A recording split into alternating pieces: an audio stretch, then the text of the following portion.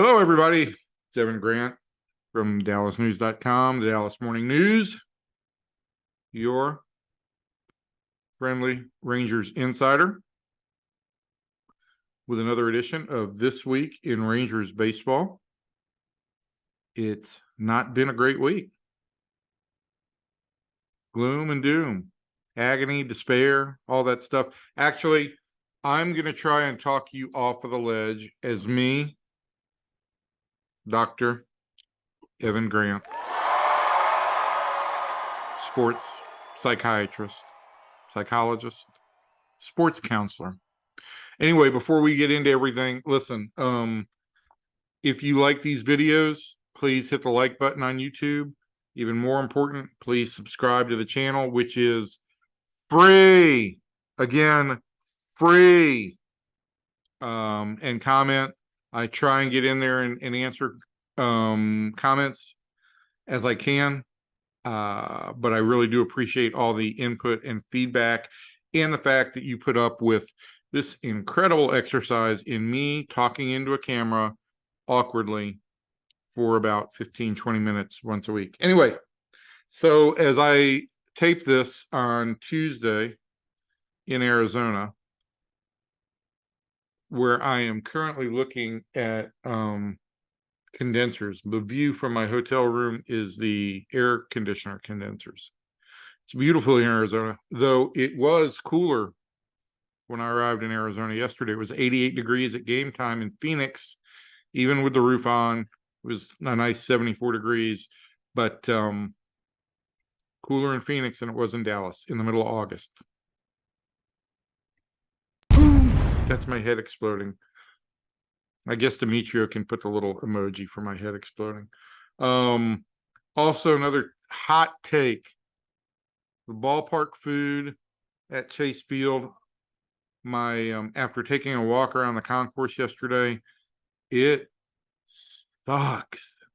I know I've been critical somewhat of Globe Life Field, but with the Hurtado barbecue stand, I think there's a really good addition. And listen, I'm not against Pluckers or Golden Chick. I just have always found that when the two signature items on the concourse were chicken or chicken, I think you lost a little bit of ability to have some variety. Anyway, stuff here was not good, not appetizing, not looking good. So the grass isn't always the turf, the artificial turf they have in Arizona, the same exact turf that they have in Arlington, is not always greener on the other side. It may be as green, but not greener. Anyway, baseball. You want to talk about the bullpen, probably, because last night was probably enough to send people into a fetal position. Got closer issues again. Back of the bullpen issues. Aroldis Chapman allowed a game-tying home run with one out in the ninth. He was asked to close. I'm not sure that last night marked Bruce Bochy's decision to go with Aroldis Chapman as his closer. I think it was more that he went to Chapman because Will Smith had thrown 22 pitches on Sunday, and he was hoping to avoid Smith. So he went to Chapman. Why Chapman threw, I'm still yet to determine if it, according to MLB.com, it was a splitter, which is a pitch he throws about 8% of the time. Why he threw a splitter to Ketel Marte in the ninth inning, I'm not 100% sure. Something I hope to get a better answer on today in the aftermath of all this. But after Chapman gave up the home run, finished out the ninth inning, got the Rangers through the 10th. First time he'd gone more than 4 outs since 2017, 6 years. Also threw 37 pitches, finished it with a 102-mile-an-hour fastball. But the bottom line on all that is whatever closer situation has arisen or is arising, I don't think is going to be solved until the Rangers get to Minneapolis at the end of this week at the earliest. Chapman wasn't going to be available for Tuesday night in Arizona. The Rangers are off on Wednesday. They go to Minneapolis on Thursday. But for now, let's talk about Will Smith. I've long had some skepticism about whether or not the Rangers can go deep into the playoffs with Will as their closer. And it simply comes down to this. Will has a fearless mentality, which is necessary for a closer. What I'm not sure of is I don't know that his fastball plays, particularly against right-handed hitters who have destroyed it in the last 2 months. They're 8 for 24 with 6 extra base hits. So 6 of the 8 hits have gone for extra bases. Bruce Bochy has countered when I brought up that argument with citing Sergio Romo in San Francisco and more often Trevor Hoffman in San Diego, guys who didn't have overpowering stuff, who closed out games in playoffs and on the way to the World Series.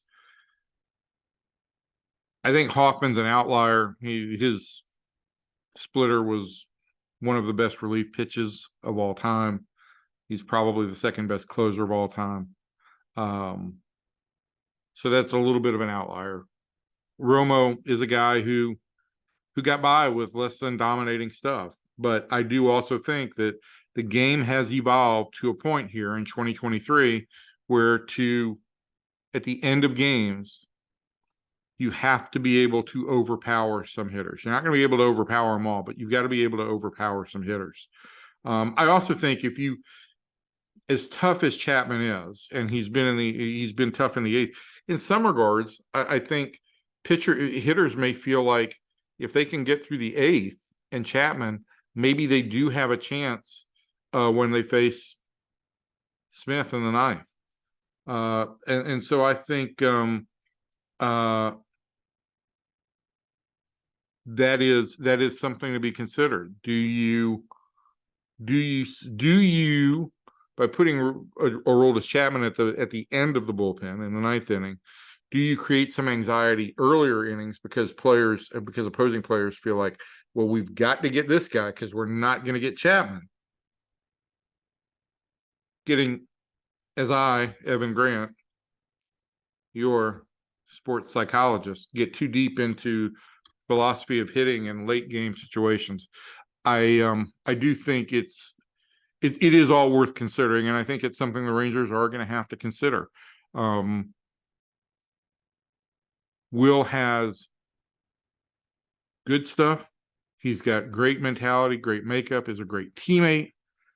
I just don't know that you get to a situation where all the hitters also have great mentality going into the postseason and as you are facing teams that are playing for something down the stretch. I don't know that there are a lot of times you can out-will guys into, and that was not a play on words, but where you can just, will yourself to beat guys. I think you've got to have something that is superior. And certainly with Aroldis Chapman, the Rangers have a guy who has superior stuff. So that's something that this club must figure out. The week started, and all you really had to figure out at that point in time was what's going on with the offense.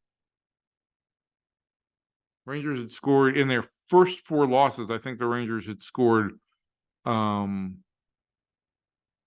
runs in the first 8 innings of games and 5 runs or 6 runs in the 9th innings of games.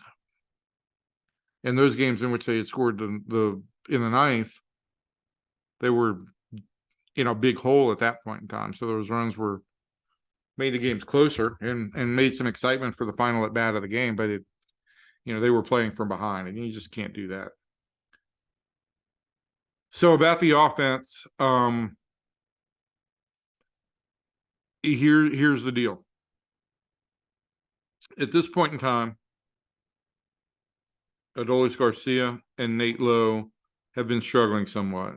I think Garcia's struggles have been more pronounced. Lowe's struggles were more on the slugging side. That's your 3 and 4 hitters. Your typical number 5 hitter, Josh Young, is out of the lineup with a fractured thumb and probably won't be back until the middle of September.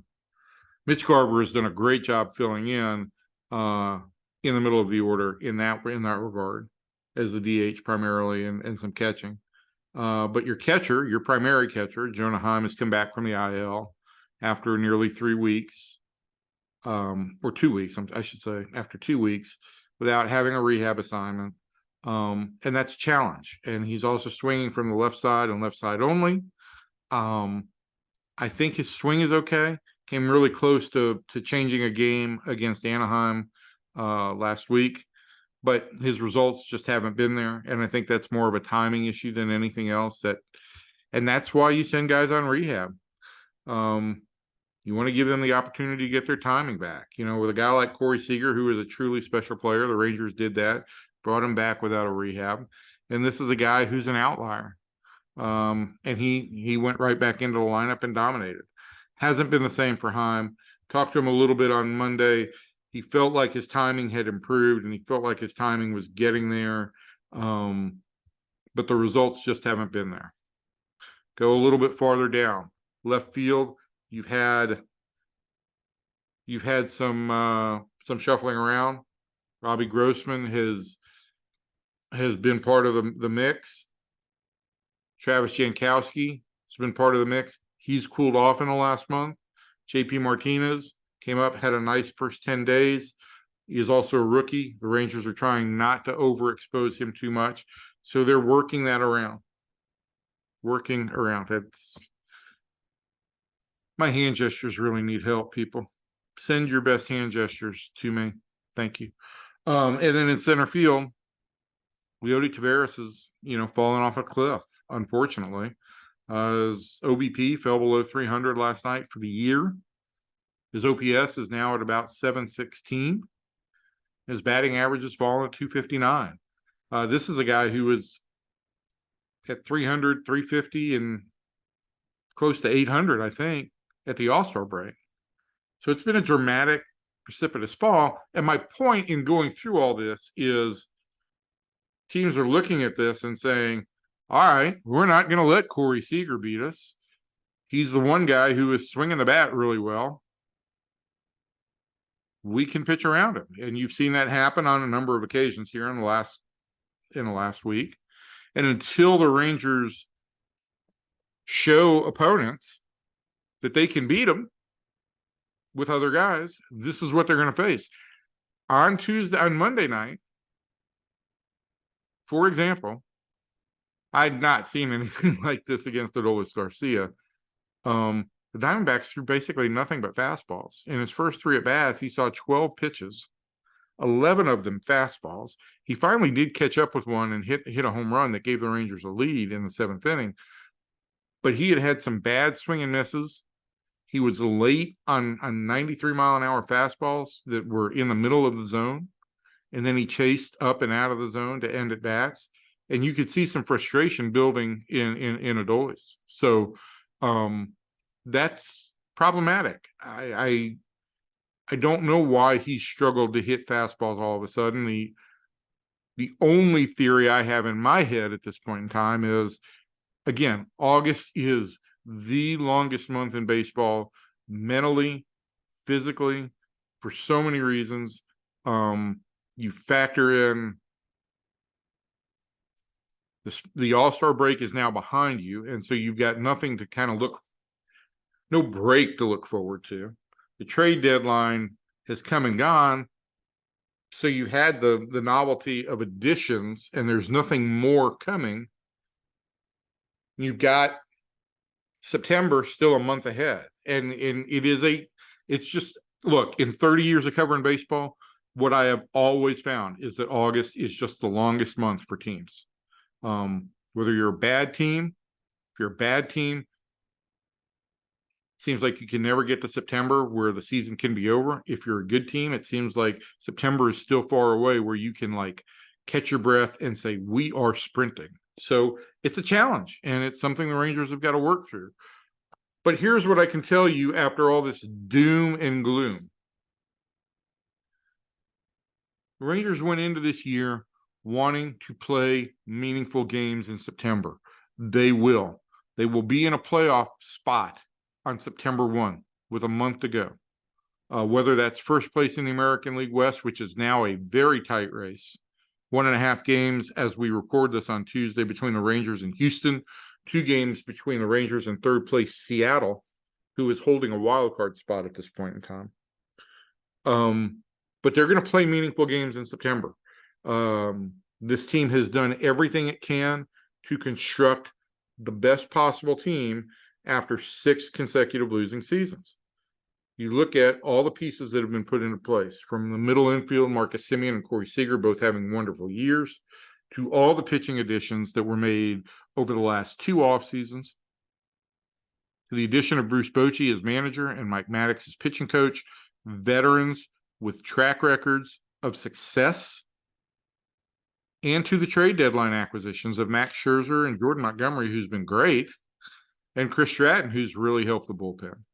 They have constructed a solid team, they have reinforced that team, and they have veteran leadership. What they do not have, despite plenty of playoff experience up and down this roster, from Corey Seager, a World Series MVP, to Max Scherzer, a 3-time Cy Young Award winner, to Marcus Semien, who's been in playoff races, and up and down the list. There is Aroldis Chapman has been to the postseason on multiple occasions, as has Will Smith.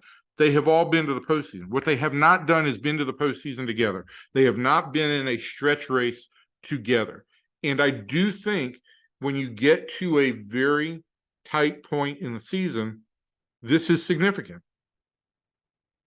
Seattle and Houston, well, Houston's done it on multiple occasions. That nucleus of that club, though it's changed somewhat over the past few years, is still together, and it has integrated 1 or 2 guys in each year as it's gone forward. Seattle went through it together last year. And I think it's hard for me to find the best word to describe this. Trust is what I'm getting at, but I think these players trust and believe in one another. I think it is still, it's the last thing to come together. You can't win a playoff race until you win a playoff race. And that's what the Rangers face in September. I do think they have all the pieces in place to do this. I think it has been a rough week. I think there are flaws on this team that have been exposed. I think that every team has flaws. Seattle is playing magnificent baseball right now, and Julio Rodriguez is carrying that team on his back in a lot of ways offensively. But this team has all the pieces to, whether it's hold off the Astros and Mariners and win the division or maintain a playoff spot, they have what they need. What they now have to do is gel in a playoff environment. I think this team has played together all year. When you get down to the last quarter of the season, which is where we're at with 37 games as I record this, you get to that point and you're in a playoff race, the pressure ramps up, and you have to have everybody not just pulling on the same rope, carrying their weight. And right now, the Rangers have a couple of guys who are struggling, and that's putting more pressure up and down the lineup, up and down the rotation. I will say this: it'd be hard for the Rangers rotation to have done much more work than they've done in August. This was a real stumbling block in July. Rotation has caught its breath, has gathered itself, has carried the load here. And now it's time for that offense, which carried the load for a big portion of the season. It's time for that offense to gather itself and then make adjustments. Houston and Seattle both have, according to winning percentage, both have easier schedules the rest of the way. I think if you multiplied out the winning percentages and factored everything in, would give you that maybe Houston has about a 2-game edge, or it's worth about 2 games. Seattle is worth about 1 game. But look, that's about all that separates these teams right now. So The Rangers have 3 games with Houston in Arlington, September 4th, 5th, and 6th, Labor Day week, the start of the week from Labor Day forward. They finish the season with 4 games at Seattle. In large part, that's what's going to determine the AL West. How the Rangers play against proven playoff contenders from this division. I don't know if that lifted your spirits or not. But listen, maybe spending some time just with me did. Aww. Because I care. I'm Dr. Evan Grant, sports psychologist. The glasses give me kind of a medical look, don't you think? Don't answer that. All right. Anyway, look, I will be out of here. I will be back next week. I will be in New York when we record this next week. I hopefully will have a better view than I have now. Can I show you the view? No, that's just going to get, sorry. That's just going to look like I'm staring into the sun. Anyway, thanks again for watching. Thanks again for listening. If you can, please subscribe the videos, like and subscribe to the videos. Give me your thoughts. Give me your comments. And until next week, adios, folks.